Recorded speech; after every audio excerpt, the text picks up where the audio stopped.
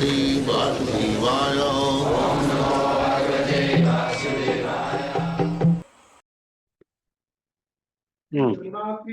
जो पॉल्यूशन का प्रॉब्लम है उसका एक ही सॉल्यूशन है।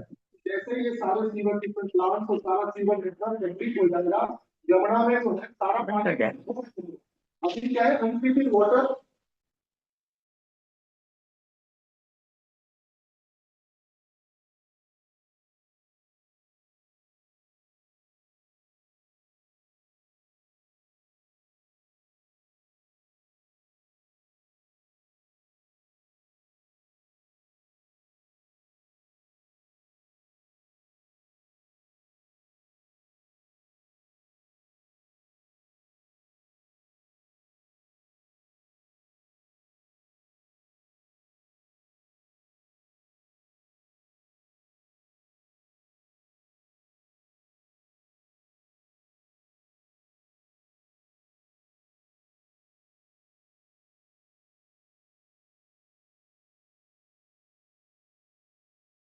प्रभु जी आपका म्यूट है।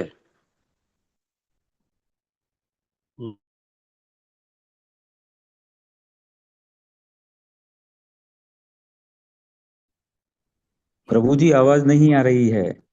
हाँ सॉरी, भूल गया था मैं। अब आ रही है आवाज? हाँ अगर हाँ हाँ अब बराबर।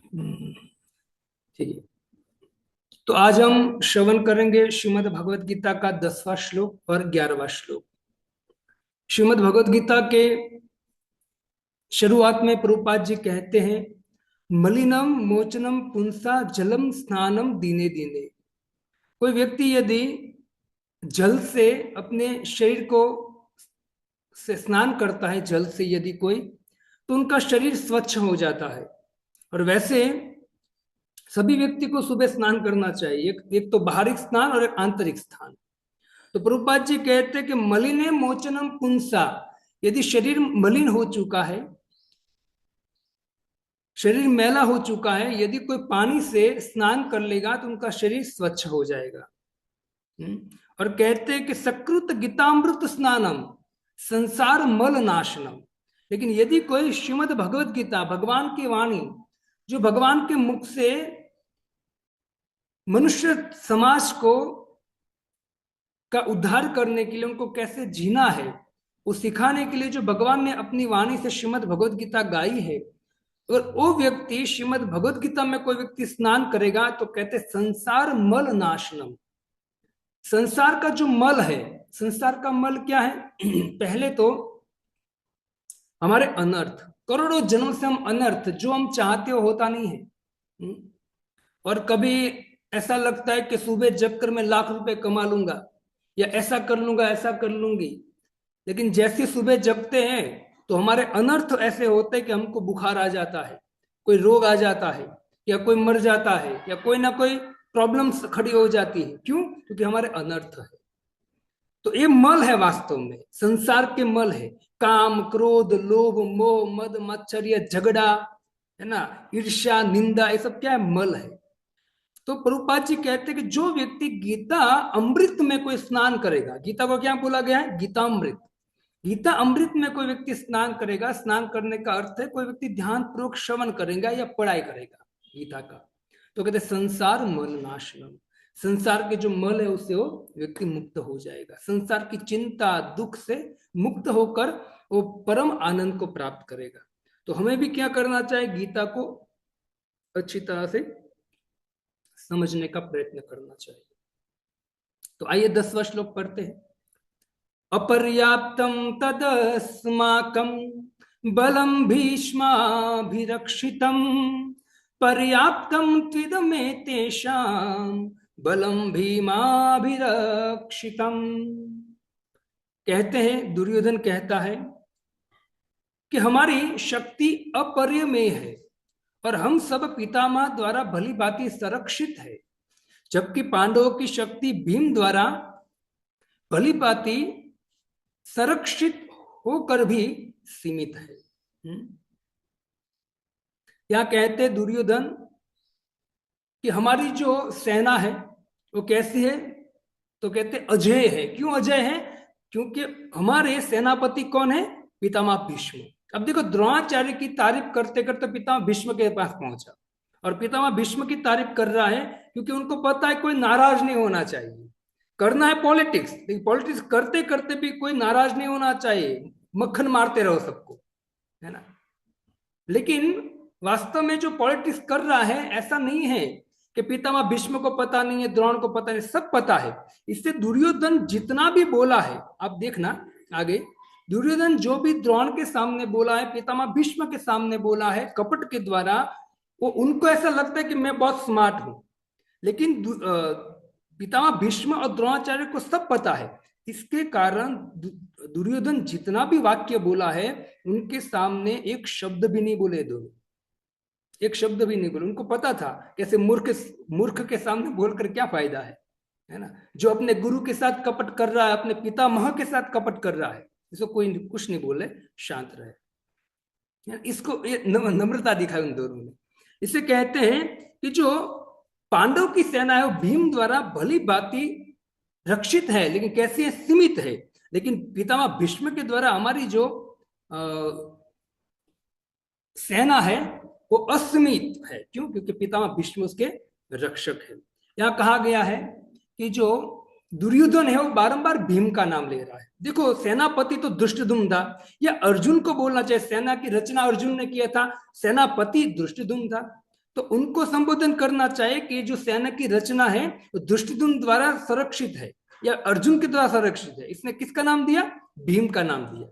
अब 4 श्लोकों में दुर्योधन शुरुआत में भीम का नाम लेता है बारंबार, है ना। यहाँ विश्वनाथ चक्र ठाकुर कहते हैं कि ऐसा लगता है कि भीम से एक तो ईर्ष्या करता है, दूसरा भीम से डर रहा है, और तीसरा उनको पराजय की चिंता है, क्योंकि पराजय यदि होगी ना तो भीम ही कराएगा, अर्जुन कराएगा। इसे बारंबार भीम और अर्जुन का नाम ले रहा है।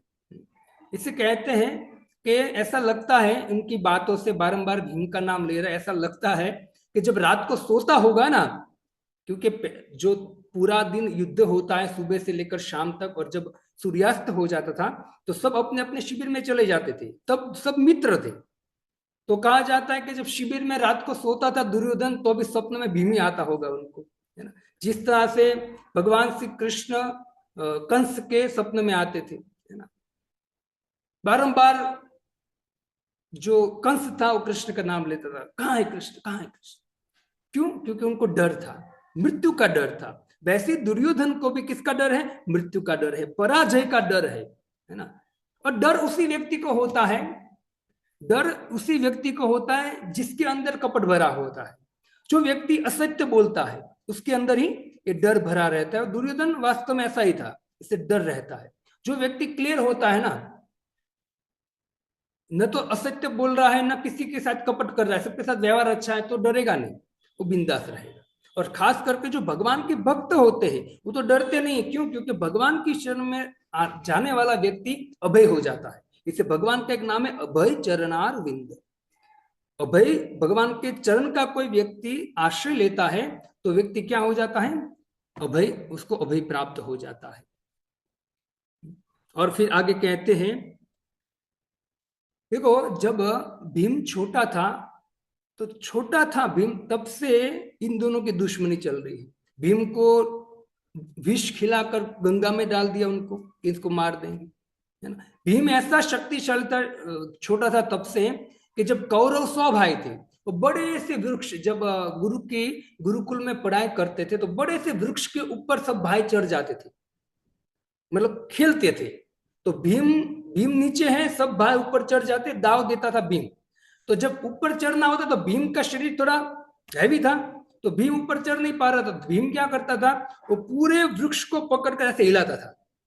तो जिस तरह से वृक्ष को हिलाने के द्वारा ऊपर से फल नीचे पड़ते, टपक टपक टपक टपक, ऐसे ही कौरव नीचे गिरते थे। इतना शक्तिशाली था भीम। तो ये भीम को देखकर पहले से, जब छोटा था तब से ईर्ष्या करता था, है ना। जिस तरह से शिशुपाल जब पालने में झूलता था ना, तब से वो तोतली भाषा में कृष्ण को गालियां देता था। तोतली भाषा। बड़ा हुआ तो भी सुधरा नहीं, फिर भी वो राजसूरी यज्ञ में भगवान को गालियां दे रहा था, इससे तो उनकी मृत्यु हुई। तो ये भी क्या करता था,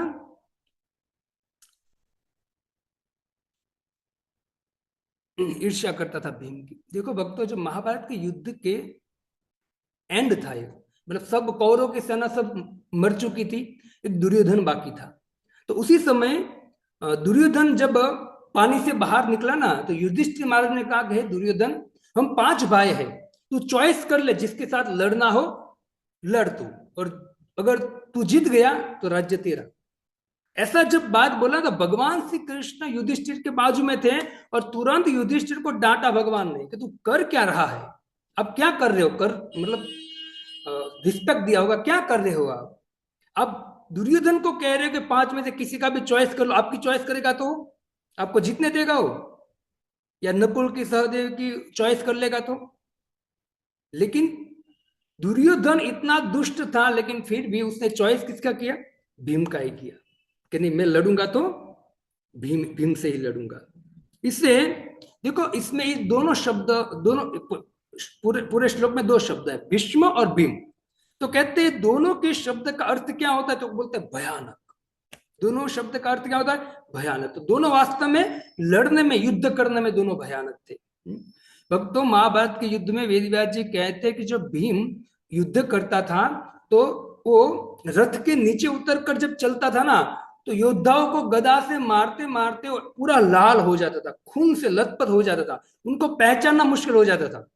इतना मतलब लोगों, योद्धाओं को मारते मारते वो पूरा खून से लथपथ हो जाता था। भयंकर युद्ध करता था भीम। और जो भीष्म है वो तो आप जानते हो कि 12 महाजनों में से एक है। आइए 11वां श्लोक कंठस्थ, 11वां श्लोक बोलते हैं।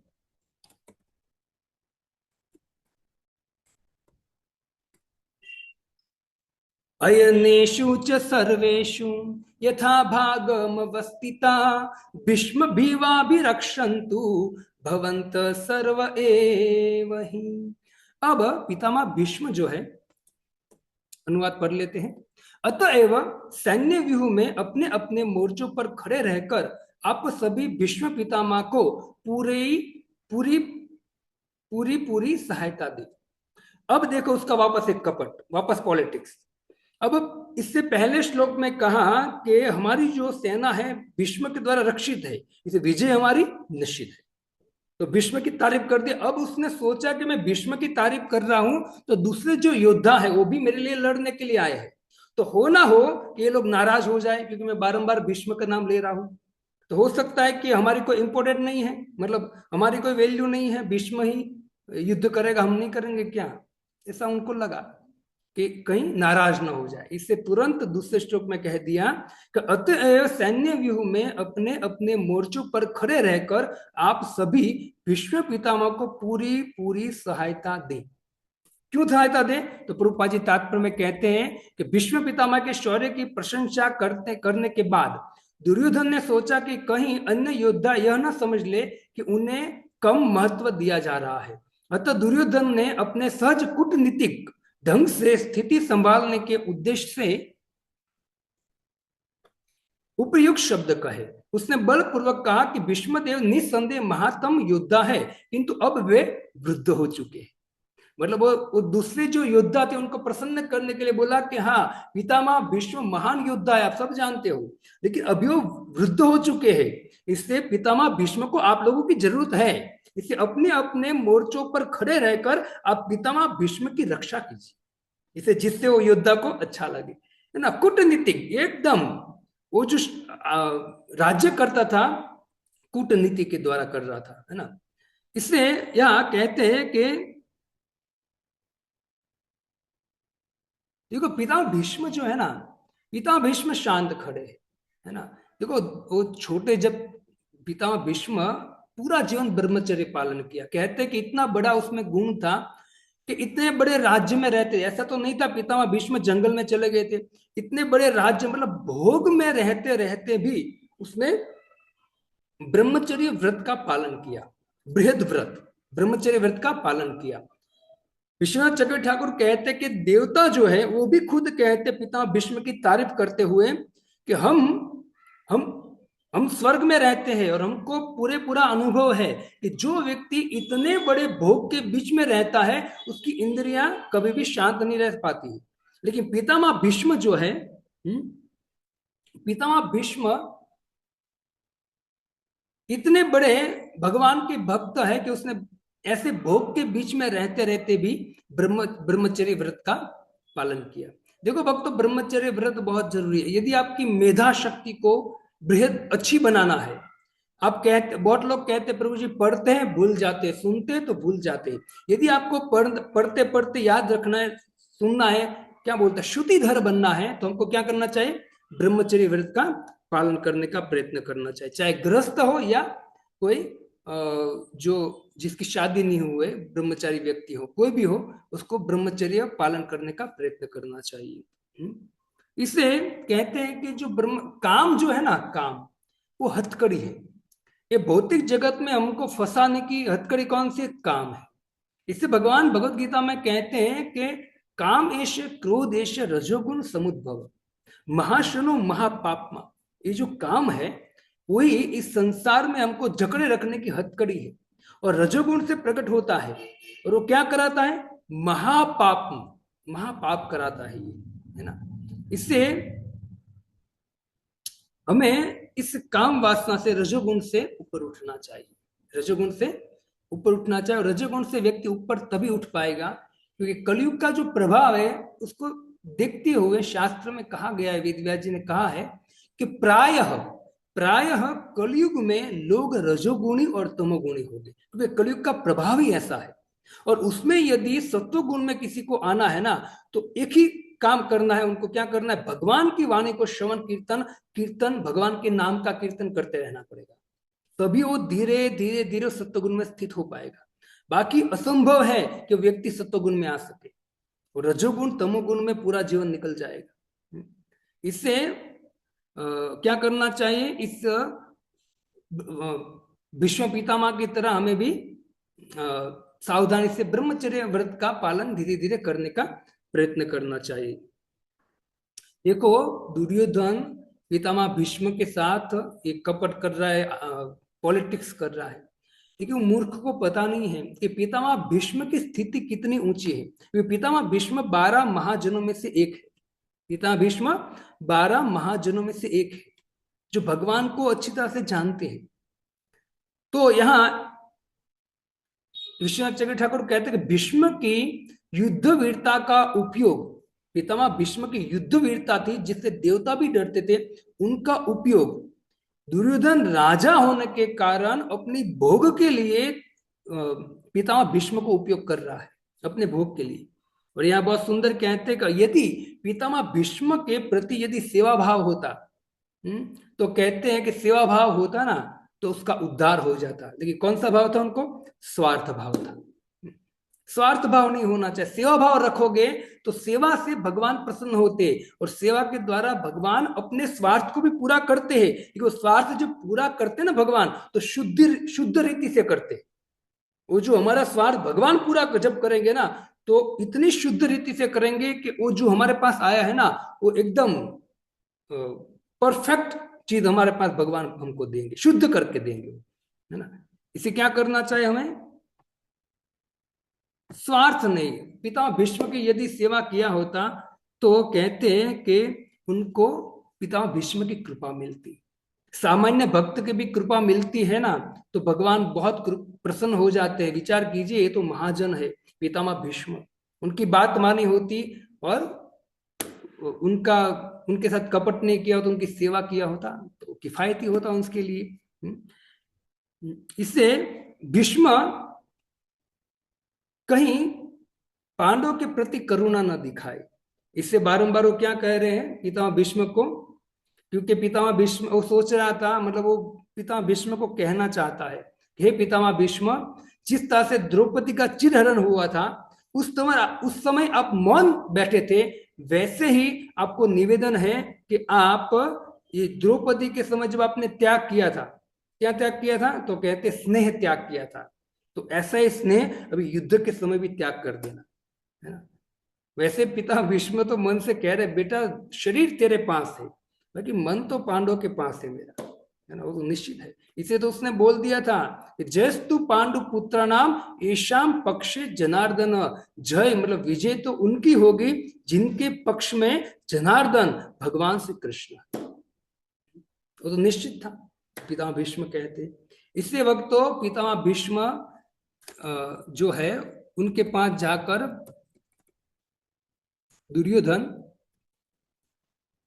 को पूर्ण विश्वास था कि कुरुओं की विजय भीष्म पितामह की उपस्थिति पर निर्भर है। उसे युद्ध में भीष्म पिता तथा द्रोणाचार्य के पूर्ण सहयोग की आशा थी, क्योंकि वह अच्छी तरह से जानता था इन दोनों ने उस समय एक शब्द भी नहीं कहा था जब अर्जुन की पत्नी द्रौपदी को असहाय अवस्था में भरी सभा में नग्न किया जा रहा था। उनको पता था कि मेरी विजय है ये दोनों के ऊपर आधारित है। अगर इन दोनों ने पांडवों के प्रति स्नेह दिखाया तो निश्चित है मेरी पराजय। इससे वो कुछ ना एनकेंट पॉलिटिक्स करके, कपट करके उन दोनों को उकसाना चाहता था, जिससे ये दोनों पांडवों के प्रति स्नेह न दिखाए और युद्ध करे बहुत अच्छी तरह से, मेरे लिए युद्ध करे। तो सब वो जानता था। और जब उसने उससे न्याय की भीख मांगी थी, यह जानते हुए भी कि इन दोनों सेनापतियों के मन में पांडवों के लिए स्नेह था, दुर्योधन को आशा थी कि वे इस स्नेह को उसी तरह त्याग दे जिस तरह उन्होंने धृत क्रीड़ा के अवसर पर किया था। तो स्नेह त्याग दे, उनकी ऐसी इच्छा था। उसने पूरा प्रयत्न कर लिया, ये दो स्नेह त्यागे। इससे द्रोणाचार्य के पास गया, पितामह भीष्म के पास गया और दोनों को कह रहा है कि आप स्नेह त्यागो और मेरे लिए आप युद्ध करो। तो इस तरह से दुर्योधन क्या कर रहा है, द्रोणाचार्य को। अब आगे पितामह भीष्म सुन रहे हैं, द्रोणाचार्य सुन रहे हैं और ये बड़बड़ा रहा है जो भी है। और बोलते बोलते फिर पितामह भीष्म को लगा तो ये बारंबार बक बक कर रहा है, ऐसे काम करता हूं, मैं शंख बजा देता हूं। तो अब आगे कल के श्लोक में पितामह भीष्म शंख बजाएंगे, है ना। और शंख बजाएंगे, कल भी 2 श्लोक लेंगे हम, क्योंकि अभी महाभारत का पाठ चल रहा है, तो एक दो श्लोक चले गए, फिर एक श्लोक चलेगा। उसमें तात्पर्य प्रभुपाद जी ने दिया है बहुत सुंदर, जिनके द्वारा हम भगवान की वाणी को श्रवण करते करते बहुत अच्छी तरह से भगवत गीता को समझ सकते हैं। हरे कृष्णा कृष्णा कृष्णा हरे हरे, हरे राम राम राम हरे हरे। कुछ समय है हमारे पास, तो कोई प्रश्न हो तो आप पूछ सकते हैं। यस, किसी का कोई प्रश्न हो तो पूछ सकते हैं।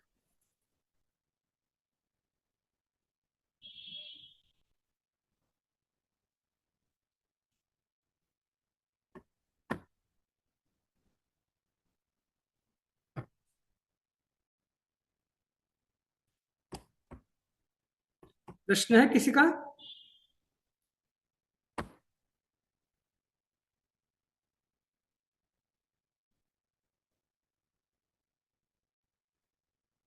हरे कृष्णा, आप सुन रहे हो सब?